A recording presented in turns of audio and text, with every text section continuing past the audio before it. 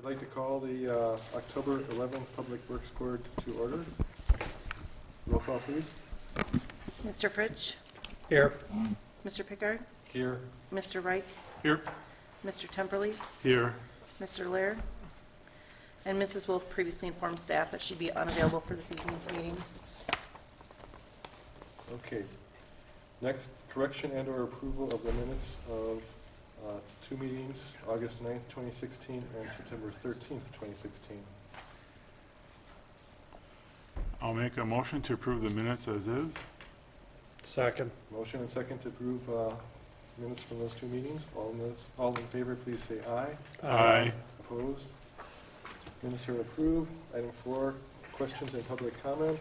And I see we do have somebody here that would like to speak with us. So please step up to the microphone and tell us your name and what you have to talk about. Good evening. I'm Greg Wers. I live on, my wife and I and our family, we live on Cass Place, 933 Cass Place in Lake Mills.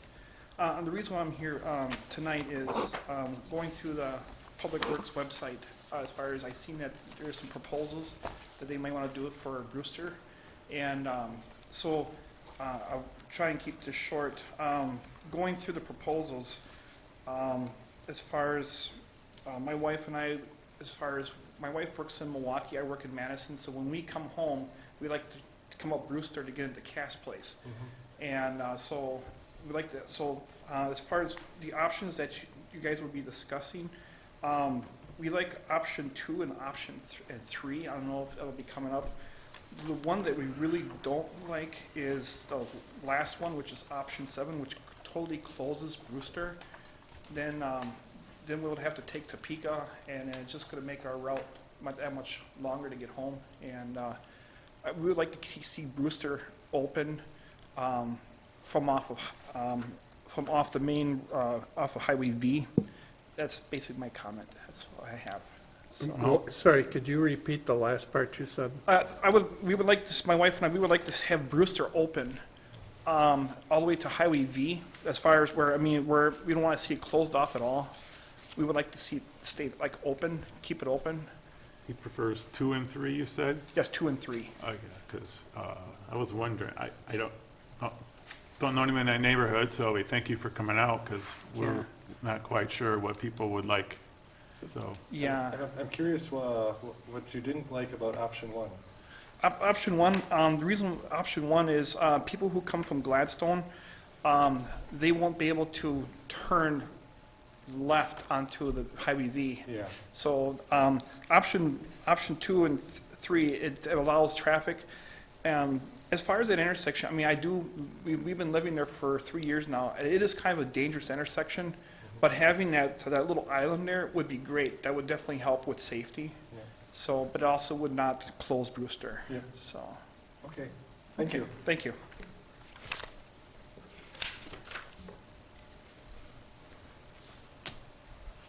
All right, moving on to item 5, discussion recommendation on brush pickup policy. And we could swap Yeah, let's swap. 5 and 6 here for Greg's benefit, if that's okay with everybody. Yeah. All right, so we'll cover 6 first. Discussion recommendation on Brewster Street rebuild design issues. And Yeah, if it's okay, I'm going to turn it over to Brandon because he actually developed the different options.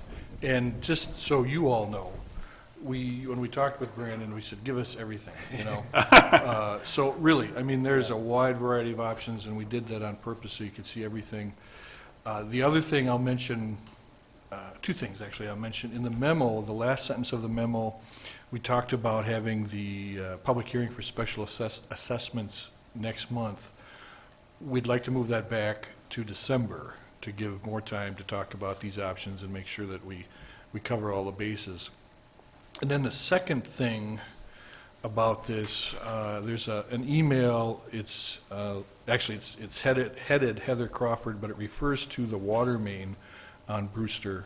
And Brandon and Justin Bilskemper from Strand did some research and some checking, and it's quite apparent that we really don't have to change the water line on Brewster, which would save a goodly amount of money for the utility.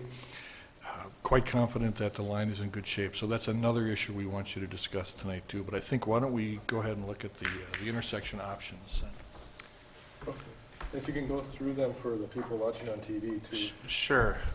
Let's just throw up option number 1 here for a second. Well, maybe we'll start with this. I brought this because I think it's important to show kind of the context of this intersection here. As the gentleman from the public here mentioned, the intersection there is a little bit dangerous in the sense that the angle of the intersection with County Highway V, which is posted as a 35-mile-an-hour road, and the large radius on the curb there, kind of just above the pen on the paper there, allows people to swing into Brewster Drive going quite fast, almost full speed if they'd like. And so if somebody is pulling out from Gladstone Way, there's a potential that somebody could be turning right in there going pretty fast. And so that's been identified by staff and the public as well, it appears, as a danger. There's also some pine trees planted on that corner there that prohibit vision. That the intersection is actually fairly flat. And I think those pine trees, in my opinion, contribute to the issue because you can't see if somebody's on Gladstone Way. Those could be potentially addressed along with some of these options, but if you just zoom out a little bit, Paul, or do you do that? Or I got it, yeah. Oh, I also wanted to point out, just for future discussions of some of these options, that there is 3 other entrances into this subdivision here, from Topeka, Stony, and then Brewster from the south. I just feel that's important to note when discussing some of the options. Or, well, I guess the one would close off Brewster, but also for a couple of the options had Gladstone becoming a cul-de-sac, so they do have quite a few options to get out still. So, anyways, I guess why don't we start with option 1 here? Can I ask a question? Absolutely. Can the city request that obstructing trees and bushes be removed or reduced? Yes, actually, those, I'm not sure when they were planted or by whom, but can I throw this up there real quick, Paul? Let me just draw on this real quick here so people can see it better. There's a thing called a vision triangle, Doug, that stuff has to be out of, or it's got to be of such a height or such a Yeah. location that it doesn't obstruct the vision. And So, actually, yes. in this case, those trees appear to be, can you see that blue arc there? That's actually the right-of-way line. So those trees are actually pretty confidently in public right-of-way. I'm not sure if the homeowner planted them at some point to hide their yard from the busy road, but that right-of-way line is approximate, but within a foot or two. We'd have to do some more property iron surveys and stuff to get it really tight, but it's pretty close. So there's that we could, as part of this project, eliminate those. They could also stay under quite a few of these options as well. So I guess going back to option 1, as the gentleman from the public pointed out, that this would prohibit left turns from Gladstone onto V directly. They could go to the west over to Topeka and still be able to go west on V. The reasons for let's go for the pros of this option. On the top of the intersection, the kind of the northwest corner there, yep, right here, that curb radius that we're proposing kind of bumps it out from what's currently there, which makes it sharper turn and would slow people down a little bit. The island there prohibiting left turns from Gladstone would also force people to turn right or stay farther away from V. So the combination of people slowing down while they turn and also people not kind of turning into right turners off of V when they're turning left, would, in our opinion, reduce improve the safety of the intersection there. There would also be a little bit more vision if you pull that curb line out, where people slowing down to turn would have a little bit more space from those trees if you left them where they are. to see people on Gladstone. Another benefit of this option is the island does provide some pedestrian refuge across that quite wide intersection, that in the island, there would be a little sidewalk right there that when they're walking, they could, if somebody was turning right, they could stop midway through the intersection. Some cons with this intersection option is, that people couldn't turn left out of Gladstone. That's obviously a concern. Another one would be that sometimes those little sidewalk pedestrian refuge sections there that need to be cleared in the winter are just a little piece hanging out there that's technically public, and parks or streets would have to clear it, and sometimes that can get, either overlooked or it just becomes kind of annoying to go back out there and clear it. Another thing that is a safety increase here, I think, is that island would be pretty visible from V. And so as you're turning right, you would see that island and know that there's an obstruction there, and you can't just swing in going pretty fast. You couldn't carry into the middle or the right half or the eastern half of Brewster as you turn at all. So those are some of the aspects of this option. Currently, there wouldn't be a whole lot of pedestrian traffic across that intersection because the sidewalk dead ends going both directions on V. So the benefit of the pedestrian refuge currently would be somewhat limited. In the future, I think we've talked with staff that they would continue west on V, on the south side of V, the sidewalk would, kind of towards Main Street. There's also been development, kind of slowly developing on the end of Brewster that was going to the north of V there would be quite a few residents in the full build out of that development on Brewster to the north that, might utilize this intersection going some direction. So I guess maybe enough on that one in the interest of time. Option 2 here. Oh, there isn't any sidewalks on the southward facing side of the street, is there, on Tyranina? Or is it? On this side here, Doug? Yeah, The closest is Topeka up to the north. Yeah. If you were to extend that, sorry, No, go ahead. if you were to extend that sidewalk on the south side there up to Topeka, then it would connect all the way up to Main Street. the north side haven't? The north side has some, but it only goes another couple hundred feet Yeah, there, and it dead ends section as there. well. Ends right in here somewhere. Okay. Yeah. This option, as the gentleman pointed out, would allow all turning movements still at the intersection.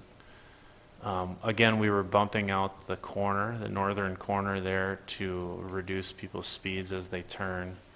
The island would also be there kind of as a visual marker. It doesn't stick out quite as far towards V as the other one would. It would take a slightly longer amount of time to be able to see that. You also might notice that the island orientation kind of creates almost a 90-degree intersection with V. That somebody turning right off of V would have to turn it almost a 90-degree and then kind of weave around that island if they wanted to go south on Brewster. There's not really a straight shot south, which would further reduce speeds.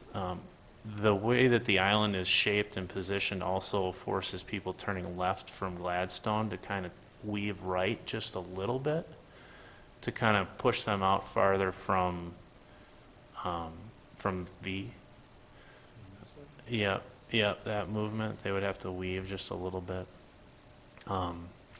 One of the potential negatives, depending on your point of view, is that there is no pedestrian refuge. It still would be a quite lengthy intersection crossing for pedestrians. There's the pro that you wouldn't have that little piece of sidewalk for somebody from city staff to take care of in the winter. I guess that's all I have on this one. Do you have any questions on this one? Option 3 is very similar. The island orientation and size on the south end, kind of southeast end, is the same. Basically, the only difference here is we're providing pedestrian refuge on the intersection, and again, that would stick out farther and be visible earlier as you're traveling on V. Might slow people down just a little bit more, and that's really the only difference there. Option 4, you got 4, okay. This is where this is quite a bit different now. This is providing a cul-de-sac on Gladstone. You know, again, cutting off access from Gladstone to Brewster. The residents on Gladstone could still go over to Topeka and get onto V or Tyranina. What you see there, and there's quite a few lines, and then there's kind of a box with little, that's a plow truck that we have a program that allows you to simulate turning movements with various vehicles, and so we did that with a plow truck to show that a plow could turn a full U-turn in there. I guess some of the other pros here would be potentially the residents may like it. You know, sometimes people like living on cul-de-sacs. It's kind of a preference thing. The trees, a lot of them could stay, since there wouldn't be any intersection there to worry about. You know, you could keep those. The resident on the corner may value that. One potential concern with this is that this cul-de-sac is shown about as large as we can, and maybe now would be a good time to go to the other option because it shows what I mean a little bit more. How much more expensive is the cul-de-sac than just putting an island? I didn't provide a cost estimate for each option, but just offhand, I'd say it may not be any more expensive because you're not creating the island and you're losing pavement in the intersection area there that you could kind of flip to inside the cul-de-sac instead. So it may not be much more expensive. I could get back to you though with cost estimates on all these if you'd like, but. No. Let's discuss Yeah. first. Yeah, okay. This plow truck turning that you're seeing there is, I guess, the cul-de-sac size is the exact same as the other one. We just showed a different turning movement here to show what it might look like if instead of doing a U-turn, you could do a 3-point turn just to kind of show how much space there was. This cul-de-sac is shown about as big as we can to fit it within the right-of-way and provide some sidewalk on the south side of it. We have it bumped up where the curb line on the north side of the cul-de-sac would be right at maybe a foot off the right-of-way line. And then on the, So this cul-de-sac is the same size as the previous one? yeah, the same size, just It's shifted shifted. a little bit, yeah. Okay. Because there's no sidewalk ringing it.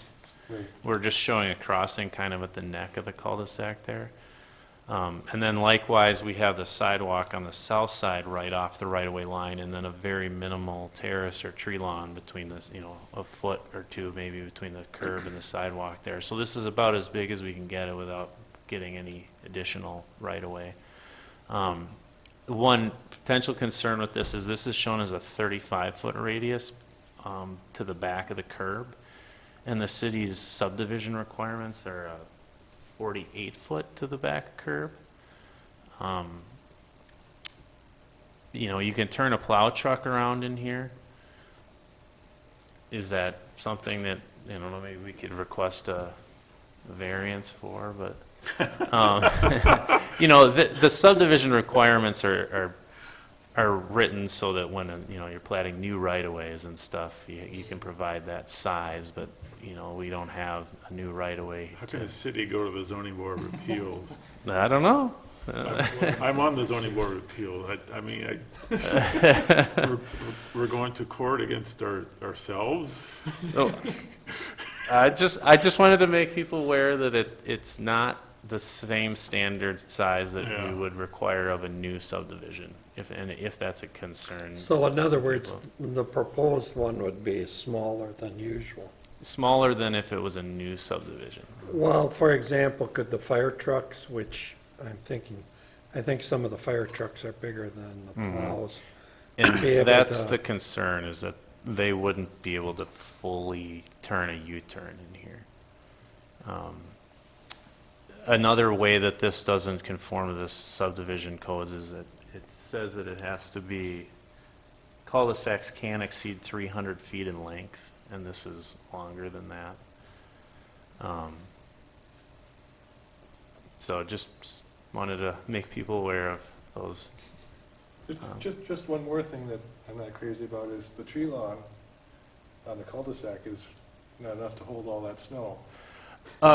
True, but we did talk with Dave Ward, the street superintendent, and if you were to clear those trees, which are in public right-of-way, Oh, we had talked about utilizing that space off the north end, and then doing something similar that we did on Birch Court. A part of the curb on the north side would be kind of like a flat curb almost, where they could push the snow without damaging the curb, kind of up into that area, and it's, from what I remember, he was actually kind of thinking that was a nice idea, if you choose this option. Right. But Yeah, that definitely came up, and anytime they do a cul-de-sac, most of the snow ends up over here anyway. ah, So as long as there's no house there. so this is better than the previous option Yeah. yes. Yeah, oh, Yeah. in that Yeah. regard. In that Yes, regard. in that yeah, regard, yeah. correct. So we did, we talked about that. Yeah. And in terms of cost, there was also quite a bit less sidewalk with this option. Yeah. So, and then I guess on to the final option, which again, as Paul said, we were just looking at everything. Closing off Brewster and Gladstone entirely, just making it a 90-degree turn there. Very physically possible.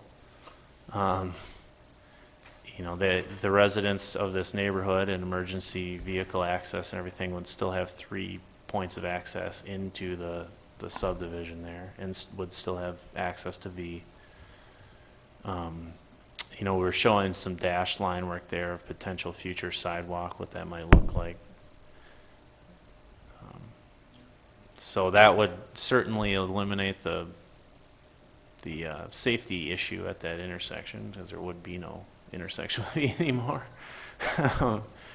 So I guess, and then I guess for pedestrian safety here, that would just be a big grass space there that, that would also be very safe for pedestrians there going along V on the south side in the future. So in other words, kind of a small little boulevard park. Essentially, yeah. I think that sidewalk that's shown there is 4 feet wide, so I'm just guessing that might be 30 feet wide from back a curb on V to through there, something like that. So, Mr. Roberts, I don't know if you saw that, but the plan is based on our recommendation. We do a trial run. Right, so there's an option here, thank you for bringing that up, that with your chosen option, and Strand has done this with other communities before as well, is you could paint and/or both put some traffic control bollards, those little flexible tubes that you see, in the shape of whatever option you choose, and that could be done, this fall yet, and you could leave it there for a while and just see how people like it, whether that's the island or this, or the cul-de-sac couldn't really mark out, but this one and the island options, you could kind of do a trial run of it without actually building it, see what people thought.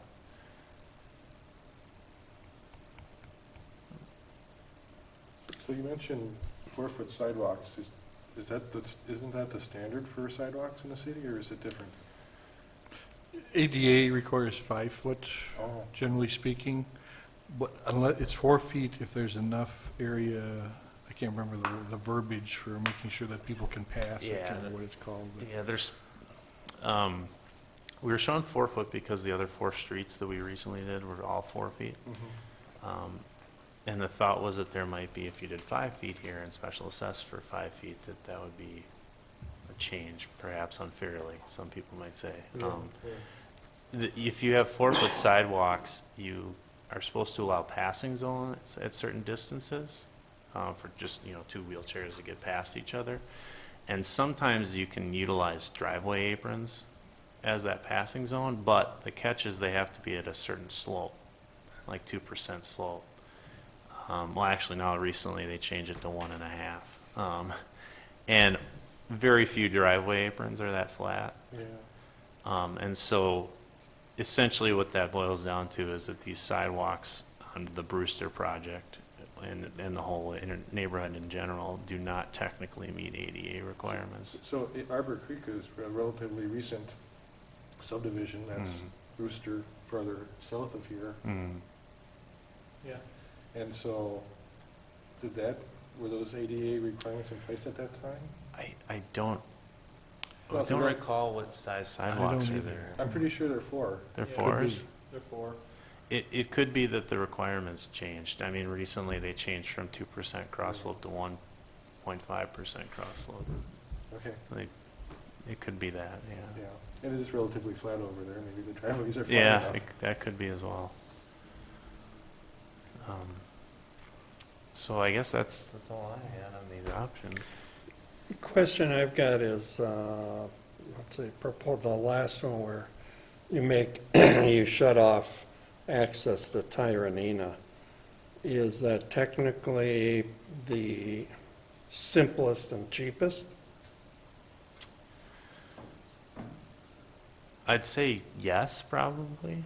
I mean, you're losing quite a bit of pavement that you would be replacing in the intersection. Wouldn't be creating an island. We wouldn't be redoing the curb radii on either side of that intersection. Just offhand, yeah, I would say yes, it would be the easiest for construction and the easiest in terms of dollars. We would definitely need to get the approval of the county because this is still a county jurisdiction roadway. In general, people, county highway departments or, the WISDOT love it when you close off accesses because it's, less maintenance for them and less, more safe, less accesses, less chances of accidents. So there's a high likelihood that it wouldn't be a concern of theirs. The only long-term problem, though, is north of Tyranina there, as Brewster developed, then those people might want to go south to Lake Street, and then they would have to True. go all the way over to, what's the next street to the west? Bowen? That's to the west, it's Yeah. Topeka, I believe. Yeah, Oh. Topeka, Well, Topeka will take you all the way around. yeah. Yeah, it's more likely if you end up, Owen. yeah. Yeah. And I guess worth mentioning here is, this option as well as mostly just this option would certainly force more traffic to Topeka. Would we require county approval on option 2? With the islands, Yeah, I don't know. I think because I'll that's set back a ways from, defer a little bit, but as long as we're not, materially changing the intersection, and all of this would be in city right away, I don't know. I think as a courtesy or as a part of the planning process, we'd certainly talk to them, but I don't know that we'd need official approval. It is a little bit of a gray area because city right-of-way intersects county right-of-way. And if you were to draw a straight line along the county right-of-way, some of this would stick, like the nose of that island would stick out into county right-of-way, but where does city and county end? As Paul said, it would be, we would consult and ask for opinions, but do we have a traffic speed problem going south on Brewster or west on Cass? Haven't asked the question, Doug, don't know. Can't give you a good He answer. lives there. What's your opinion, if the citizen could respond? As far as, You mean as far as the speed? Yeah, coming in off of Tyranina. When the traffic does come off of Tarnita up to Brewster, they are driving pretty fast. How about going on, Once they get on Brewster and on top of that hill, then it goes up a hill. yeah, Then once traffic goes up the hill, they start slowing down, and then they slow down. But they, I mean, in all honesty, I mean, they do come up that intersection pretty quick. You know, so I mean, an island would be nice, in my opinion, to slow them down. So. but you're not in favor, you don't particularly care for the 90-degree turn? No, not at all. Not at all. Brewster. Yeah, because we're also worried too that as far as that, once you do that 90-degree, then, because my wife and I, we live on Cass Place, and the only people who drive on Cass are the people who live there. And it's nice and quiet, and we have no issues. And if you do the 90, then we're gonna start getting more traffic on Cass and. How do you like the cul-de-sac? Cul-de-sac ain't bad. I mean, I don't know what the residents on Gladstone are gonna think about it, but it's not gonna bother us. Don't wanna sound selfish, but I mean, it's not gonna bother us, you know? So, I mean, I'm okay with my wife and I, we're okay with a cul-de-sac, so. I kind of agree with where your head's at too, because I live on Wakeman Circle, and to your point, you don't need to hit the brakes to make the turn. Right. But as soon as you hit the top of the hill, all that energy goes away, and you're back at that speed again. It's more or less, and as much as I wouldn't want it, that's why it would kill that 90 would kill all of that safety problem. But the cul-de-sac, I have heartburn because we put a rule in place to make it bigger, and we'd be breaking 2 rules and having to ask for a variance twice. I just have heartburn with that. Which option? The 2 cul-de-sacs, Oh, because it's greater than 300 feet and it's too small. And I don't like cul-de-sacs from a fire perspective either. So I'm more in line with the option 3, so that you get a little bit of a sidewalk portion, or that 90 to get rid of that intersection problem altogether. Even though it would force me to do a completely different route home every day. What option was the 91? The last one? 5 6. or 6? I mean, close off the street entirely? Yeah. But then it would force more traffic over? Yeah, it would force more traffic to East Mills Drive and to Topeka. Mm-hmm. Where are the stop signs on Topeka? Are there any stop signs until you get to Stony Road? No. Stony is a through, so Topeka Now, has yeah, a Stony is stop now sign. through this, we reversed it, so the stop is on Stony. No, The stop is on Topeka. It used to Yes. be the other way, right? it used to be that Stony was a T intersection Oh, that's with right, too. Topeka, so the stop was on Stony.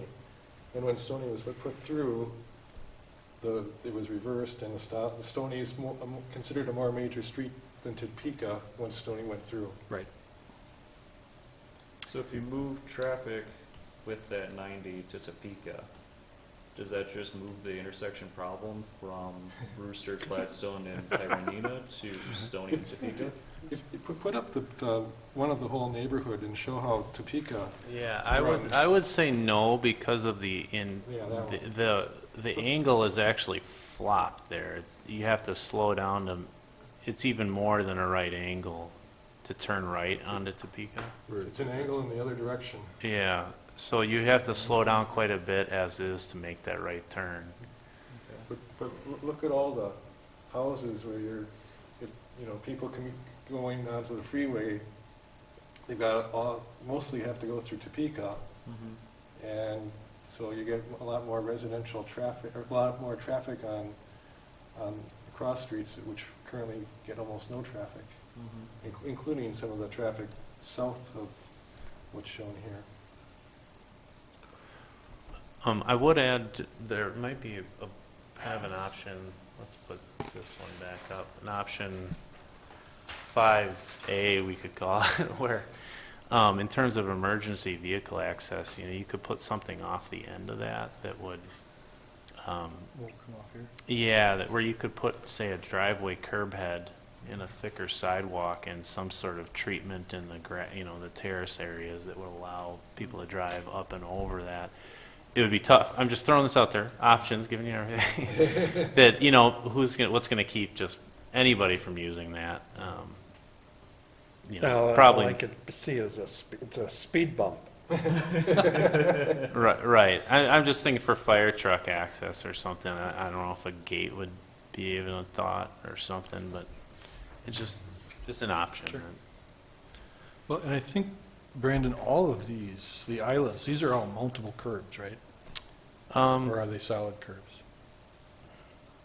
I guess we hadn't talked about it. You could do either. Mountable curb would be safer. You know, say somebody was turning right in the winter and kind of started sliding, you know, they would, you know, probably just go up and over, and then there might be a snowbank on it anyways, but, What do you mean by a multiple curb? Well, instead of having the big solid head, it's more of a, kind of actually goes this way. So it's Oh. smoother, you Yeah, can drive over it, mhm. a little easier. Yeah, I guess we hadn't gotten that far. It doesn't need to have any sort of water carrying capacity necessarily, so. No. So that island would more be like what I see for some of the really small roundabouts. Oops, what? Yeah, it does, I thought earlier, it does look a little bit like a roundabout. Any We're not gonna long, call it that. I mean this in the sense that it's relatively low grade, we will always go around it, but in the event that you drive over it, you just drive over it. Yeah. in other words, you're suggesting it be cemented across to Yeah. prevent weeds and stuff like that, but maybe putting a corrugated surface on it to Like the prevent standard. people from wanting to drive on it. Yeah, just, Yeah. there's something kind of like that on Madison Street where it intersects Main, right? There's a structure in the Yes. middle of the street there. All the streets that. Oh, yes, used right, to- yeah. Used to come in Yeah. there. And that's a full curb there, though. Isn't it? I don't think Is that a it is. multiple curb? No, I think that's a regular curb. I don't remember. How do you like that? I go by there 100 I cross times a that day. I don't street too, remember. I can't. But the island concept is the same. Yeah. From a snow plowing standpoint, by the way, these are not well liked.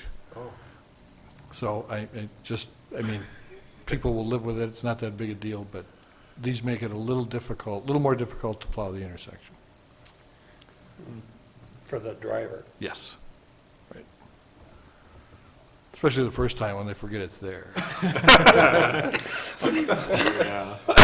When all the damage is done, is they Kind of to that point, and as well for the safety thing. I mean, it's safer if somebody starts sliding, but it's also less visible if you have multiple curb, just because the profile of the whole island is shorter. And the mountable would also lend a little bit more to the snowplow drivers not seeing it, but. What's the reason for doing any changes at the intersection? It's a dangerous intersection. When it's wide open, people coming off V especially, entering onto Brewster, cut the corner, they're moving pretty fast. As Brandon mentioned, when this is open, this far open, people can really be moving when they come along here. Yeah. Somebody coming off of Gladstone here may not see somebody coming from this way, so there is a safety issue. Has there been a lot of collisions on the corner? Or? Near misses, I think, Events? more is what the chief talks about, yep. There is, I guess you'd call it a almost do-nothing option, where you could almost leave it as it Absolutely. is, and either just leave it as it is, or leave it as it is, but cut down the trees to improve the vision. There's that option. You could leave it as it is generally, and just move the northern curb line as we've shown it there, and not put any sort of island in or anything. That would slow people down a little bit. So I guess maybe we didn't show everything in these options, but.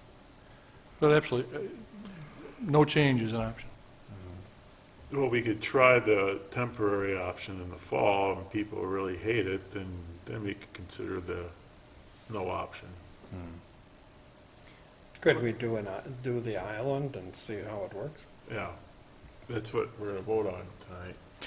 Yeah, as Brandon mentioned, we'd probably paint and then put up the Flexible. flexible barricades, Right. flexible posts, and we'd certainly, talk to the folks or get some material out to all the people that live in the area and let them know we're gonna do this and get some feedback, and we'd probably be able to tell by how many posts are run over which option.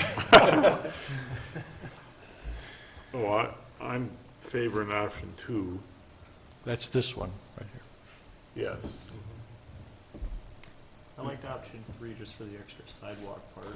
Yeah, but I'm not liking sending the park department out there just to scrape that, unless there's people requesting that. Yeah. The reason I liked it more than the sidewalk before we even started talking about it was that it sticks out further.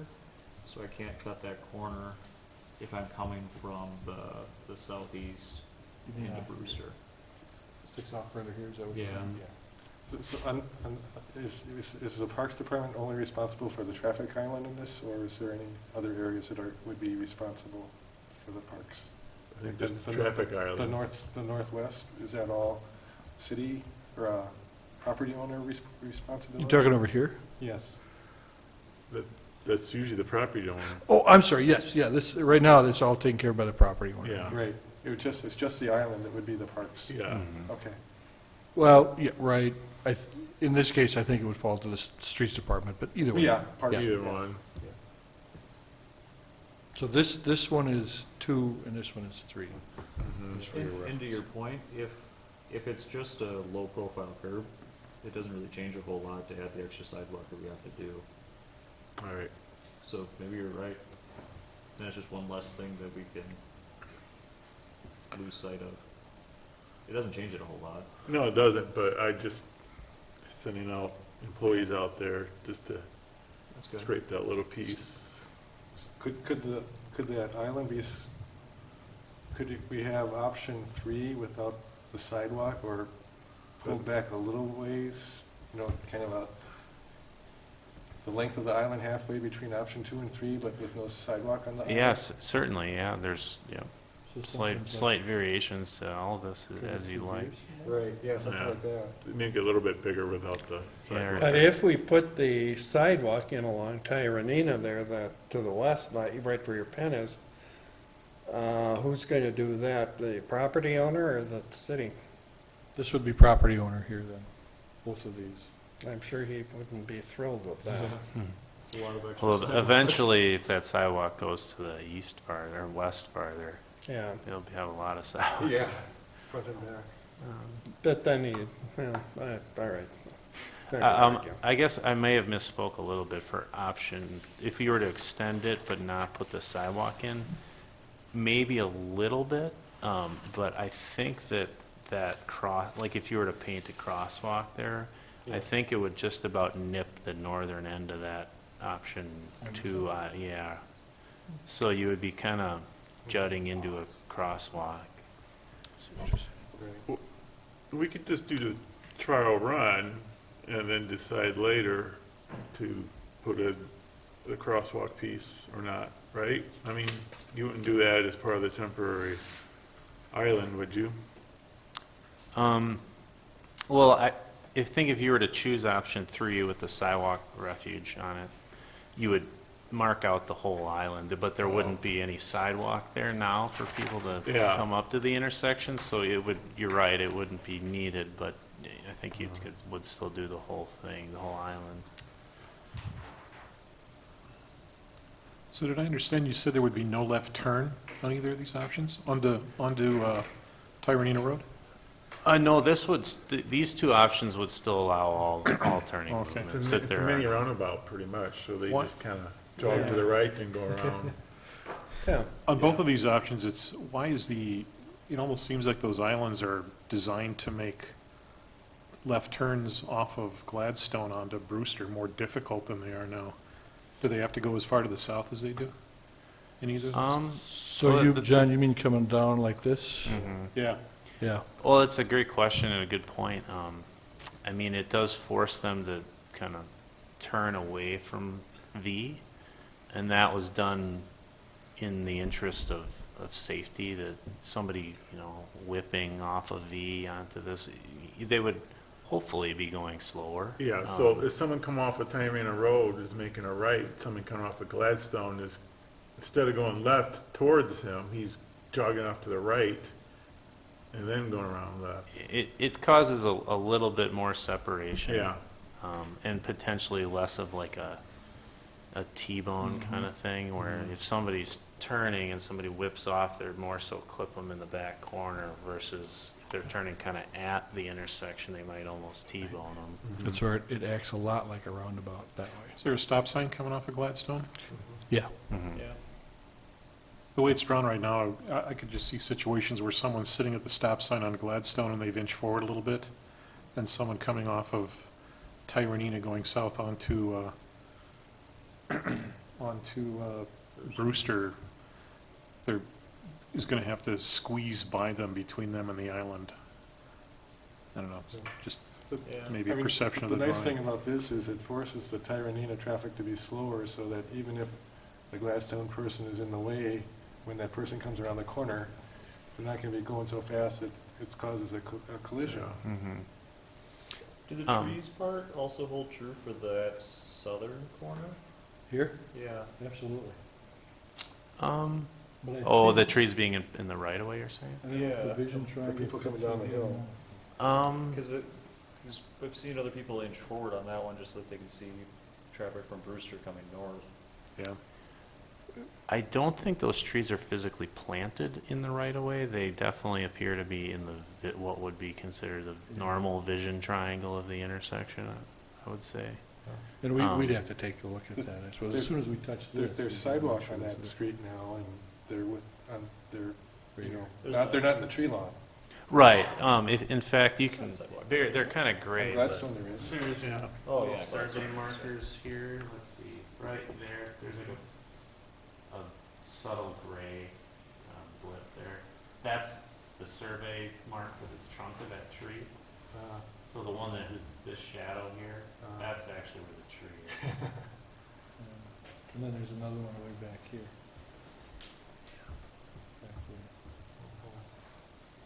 Back there. So this may be old. Trees are here, here,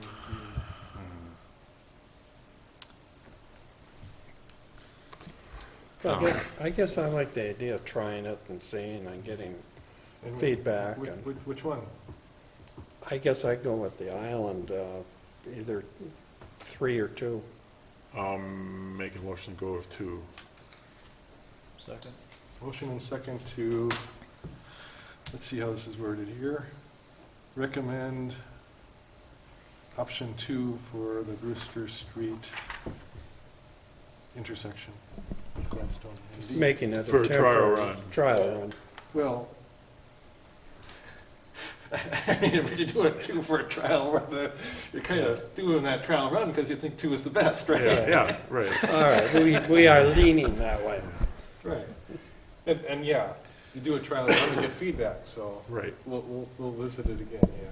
Well, and 2 or 3 are so close to each other that you'll get a sense that, really, you're talking about a sidewalk or no sidewalk on the, kind of the north Well, we can side. vote on that after the fall, after people test it out. And, I would add that, to do this, we would also mark out that curb radius change, it wouldn't be just the island. Okay. Would you put the temporary batons, stick them in the concrete too? So they had to slow down and see. Yeah, what I was envisioning, I mean, the city could do other things. I mean, you could use barrels, but I was envisioning those flexible delineator posts. There's, You somebody could did put a hit 'em. 10-ton rock right. Yeah, we could in use front. Jersey barriers there if you want. Yeah, right? Jersey barriers. There's all kinds of options. But. So moving forward with this whole project, what's the time plan that you need the final answer to get all the plans done and everything? We should make our final decision by our meeting next month. And that will still set us up to be able to do the public hearing and everything in December. We want to bid this as soon as we can then, so we can, get the bids in as early in next year as possible. Can you get the temporary barricades up in time to have any kind of impact on the timeline? I think so. I mean, they're not going to be there that long, maybe a week, 10 days, something like that. So we'll work with Brandon to do that. We'll work up some kind of a flyer to, put on the doors of the residents there so they know what's going on. We'll work with the police department so they can kind of keep an eye on how things go. Then we can test it out ourselves. Yes. I'll test it out too. I'm sorry? E3 I'll definitely test it out. Okay. as well. Yeah, and that, that'd be a good time for Greg to see how it works and what he likes, and, Everybody. yeah. And like Brandon said, I mean, this is one configuration. There might be some little alterations you want to make that make it work even better. So we have a motion and second. Any further discussion? Seeing none, roll call, please. Mr. Pickard? Aye. Mr. Reich? Abstain. Mr. Temperley? Aye. Mr. Lair? Aye. Mr. Fritsch? Aye. Motion passed 4-0. Okay, thanks. Back to item 5, discussion recommendation on brush pickup policy. Thanks. Or do we need to talk more about the water main? I think that's more for information as much as anything. Okay. That when we put the plans together, I think, unless you have some strong objections, I mean, it's, Objections to It's saving cheaper. money? yeah, I was going to say it's pretty straightforward, but, yeah. All right, brush pickup policy then. Okay, based on the discussions we had last month, I made really just a fairly, well, I shouldn't say minor, but the only change I made was to the last part where we talked about wanting to make sure that we can still keep our tree lawns clear and all that sort of thing, but that it wasn't quite so, I'm trying to come up with a good word here, it wasn't so in your face kind of a thing. So, I was thinking, should I say that or not? and so, based on the comments you made, this is what I came up with, and then I thought I would also just add in there an example letter that we could use so that you can take a look at that wording and see if that fits with the intent that you have. You'll note that, and I believe this was a suggestion from the meeting, that we give like a 2-week window. So that means, now when we're closing in and when we're going to pick up, really 2 weeks prior to that, doesn't People matter. put their stuff out. Yeah, yeah. I guess keep in mind 3 things, though, as we go through this. Number 1 is we want to keep the city neat, and so that's a big part of the policy. Excuse me. Secondly, we know that anything that's put on the tree lawn will eventually work its way either into the street or on the sidewalk, and it's just got to go. Bottom line, it's got to go as soon as we can. But the third thing is that this has proven to be a pretty valuable service for people. They really don't have a lot of places to haul their brush, and so we want to make sure that the service is as valuable and as friendly and everything as possible. So I think we may accomplish that with this policy, but I'll listen to what you've got for I comments. think it reads really well. Yeah, it does read well, and the 2-week window, and like I just said, people can start 2 weeks ahead of time, actually. So if their work schedule conflicts with the extra free pickup, though, they have that 2-week window ahead of time, provided they're not sloppy putting stuff out on the curb. I mean, I'm assuming you have other policies in place to handle that, right? Well, yeah, and I don't know if we need a policy as much as just some common sense, Yeah, If the right. if the crew is in the area and they see stuff working Falling its way over. into the street, we're gonna stop and pick it up. Yeah. That's all there is to it. But again, it's a service, it does cost money, this doesn't cover the full cost of the service, but it's got some good value, I think. Anybody want to discuss further or make a motion, recommendation? I'm ready to make a motion. Since no one else is saying anything, I'll make a motion to approve the final version of the brush pickup policy. Seconded. Motion and second to move forward on this, and this ends up actually going to the city council yet as well? Correct. Okay, Yes. all right. Further discussion? Nope. Roll call, please. Mr. Reich? I think I'm staying on this, too. Mr. Temperley? Aye. Mr. Lair? Aye. Mr. Fritsch? Aye. Mr. Pickard? Aye. Motion passed 4-0. Jumping forward to item 7, discussion update on water, electric, wastewater, street projects.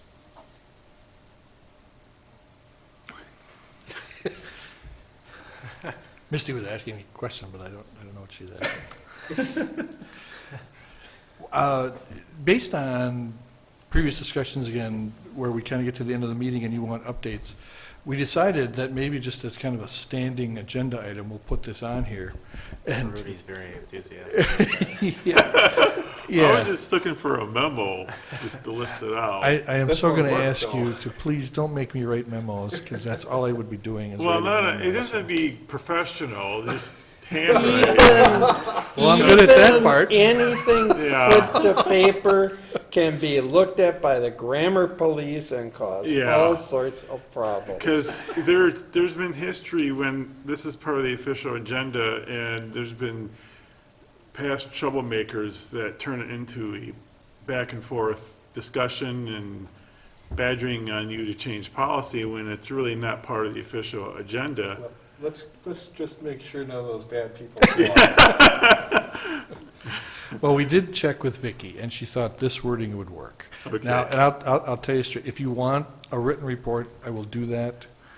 It can be scribble. It can just be scribble. You wouldn't be able to read my script. All right. My kids don't even like it when I send them handwritten notes because they have no idea what they Okay. say.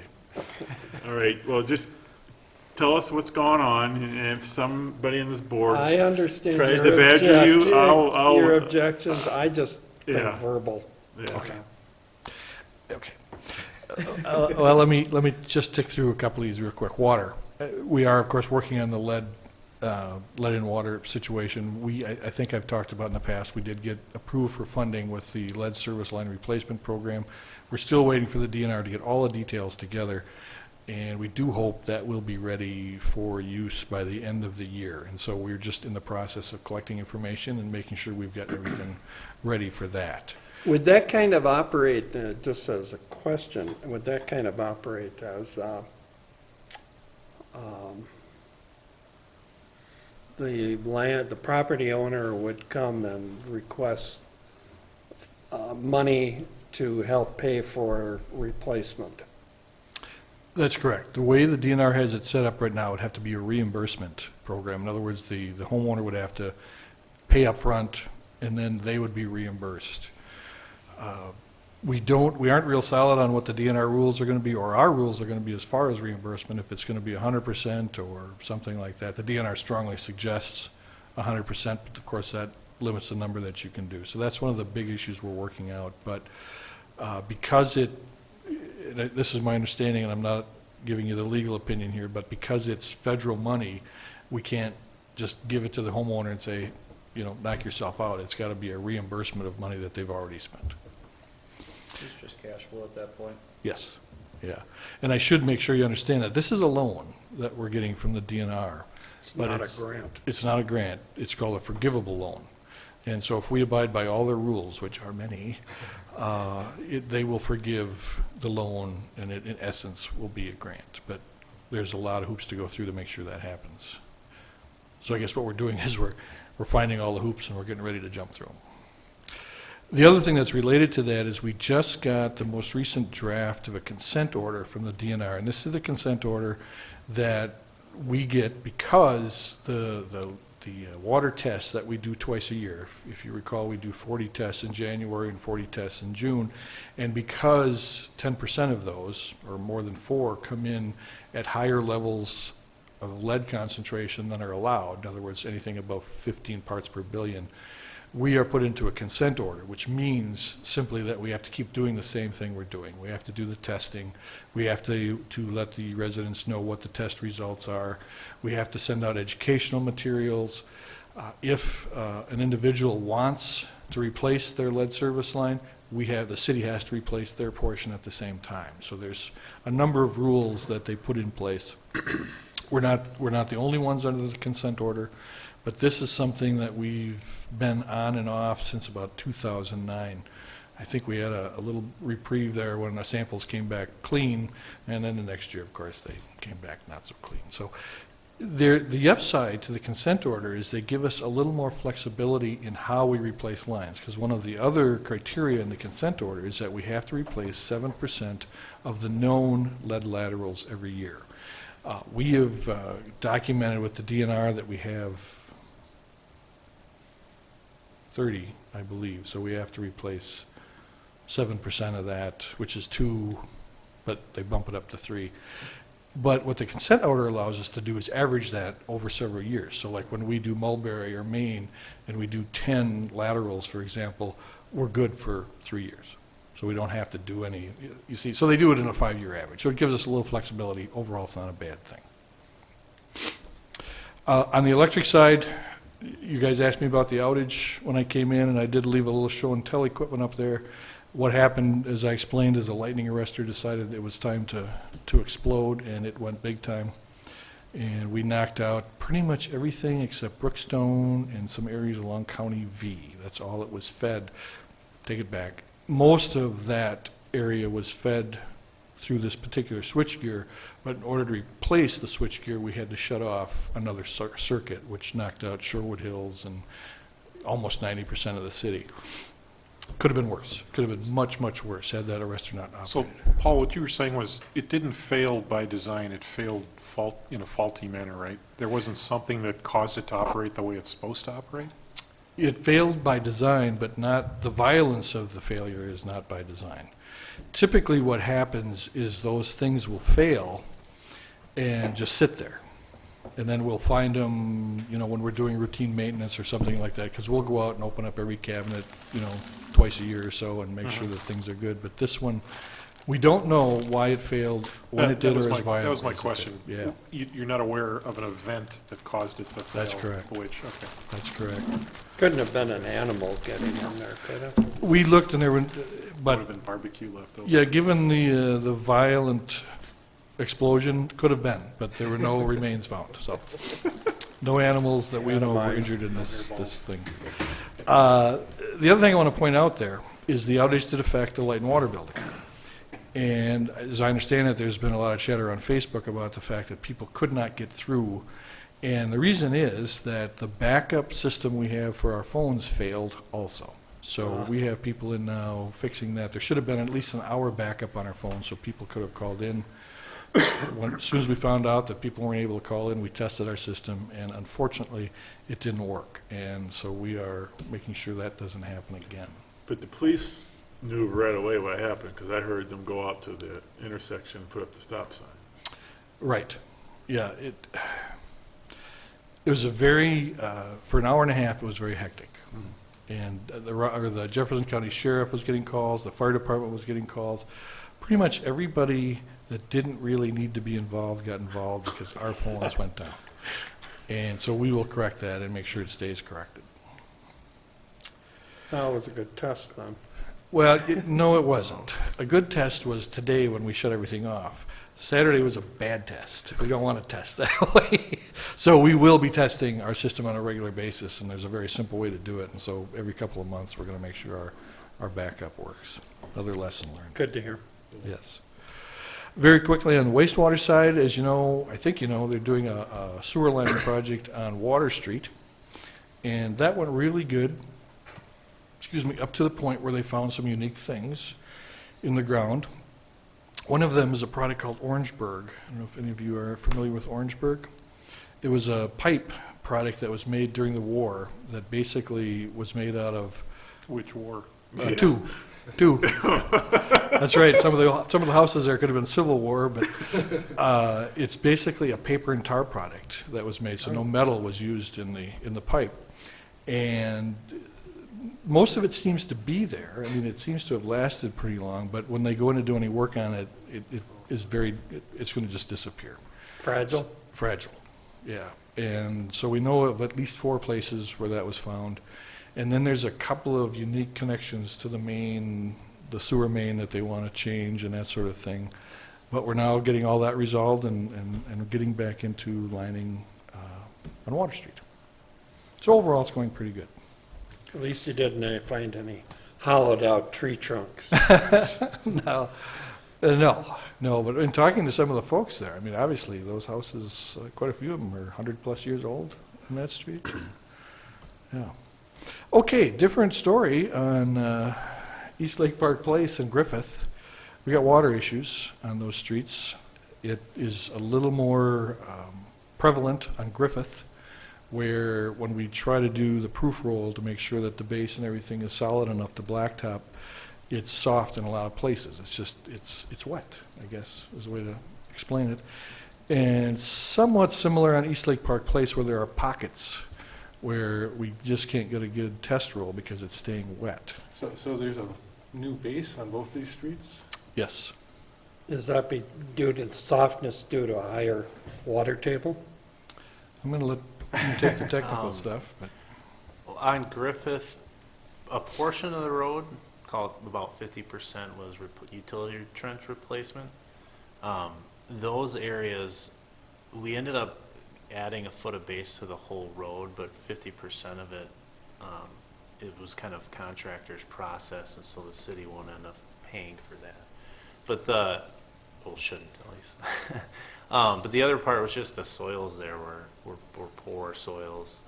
The top, say 3 feet or so, was clay soils that generally hold moisture and don't have good bearing capacity. So we took those out. On East Lake Park Place, it was the terrain and the topography and the low-lying area there. We're trying to get a handle on what exactly the issue is. There's a lot of potential causes, including the fish hatchery people. I can't remember what his name is. Steve at the Had reported to the contractor sometime pretty recently that he thought there used to be some springs in the area. And so we're looking into ways to get the pavement to be solid, in the end. We thought originally it might have been an issue with just the rainfall that we had this summer. It was pretty bad for road construction in the sense that we got a lot of rain, but then also was the frequency of it. It would be like once a week you'd get an inch or two. And, just about the time it was starting to dry up, you'd get more rain. And so we thought that could have just been the issue. And then once it dried out enough that we felt like it was solid to pave on, we paved it thinking that might solve the issue because we proof rolled it like the day before they paved, and it was pretty solid. And we thought maybe sealing up the water from getting to the subgrade would be the solution. But now there's a few pockets that Paul was saying that still require some attention. Where's Griffith located? Griffith is off of Lake Shore in Fremont. I don't know if you're familiar. Yeah, with the going area. on Fremont, and it's kind of like one block up from the lake. It's a short street. It's a short, narrow street. Yeah, it's probably, 2 blocks off the lake, block and a half Yeah. off the lake. Yeah. But And, it seems kind of high off the lake to be affected by the water table, shouldn't it? Or is there something else? we don't know if it's water? a water table. No, it's it's just not. the soil. It's more so just Soil. this type of Soil? soil that causes the Yeah. issue. Yeah. Guess you should have thrown more rock into it, huh? Yeah, well, we're throwing rock in, some matting, Yeah. to see if we can, What ended up being under that road was a geotextile mat and then 2 feet of base course, which is That's quite a bit, right? Yeah. yeah, How long especially will- for a street of that nature. How long is the lifespan of the matting? I'm not sure exactly, but a long time. I mean, more than the roadway. I mean, the asphalt will break up before the. So in matting. other words, it'd be like the Roman roads, they're still there. Could be. Yeah, I mean, the main cause for some of that matting that's kind of plastic based is UV degradation, so it won't have that. Should last for a while. yeah. And, we're keeping in mind that that street probably doesn't get a lot of truck traffic, not a lot of traffic in general, so we're not going to, spend tons of money to make it as solid as possible. But we want to make sure that the surface is going to last a while. East Lake Park Place is a little different story. That does get a lot of traffic, not so much truck traffic, but certainly we want to make sure that one's solid. We are considering, and as we get later in the year, not doing the second lift of blacktop on East Lake Park Place and actually allow it over the winter to maybe dry out and settle in before we put that second or final layer of blacktop on it. But, yeah. So when is East Lake Park Place going to open for traffic? It officially probably could open now. It's the first lift has been there long enough that we probably could, but we are a little concerned about the soft spots. And so if we open it up to traffic, there's 2 schools of thoughts. If we open it up to traffic, they could beat up the part that's soft. On the other hand, it wouldn't be a bad thing to know where the parts are that are soft. Right. So, Because if you have soft parts, you gotta They address gotta it go. somehow. Yeah, you might as well know about it before you put the top layer on. oh, yeah, that's ultimately our goal, is to make sure we find and fix those before we put that final layer on. Okay. So that's what I've got for an update, unless you've got questions on other things. Okay, and this will be on future agendas? Yes, unless you Done Tell with me this one? otherwise. Everybody done with this one? Mhm. All right, then we're on future agendas. Future agendas? As long as I get my agenda item, that's Which one is that? This one? the update. Doug, I try every day to make at least one people happy based on all the people I make unhappy, so you're my man today. One thing, I think next week we will have more information on the water rate adjustment. All right, if nothing else then, we'll declare the meeting adjourned. Thanks, everyone.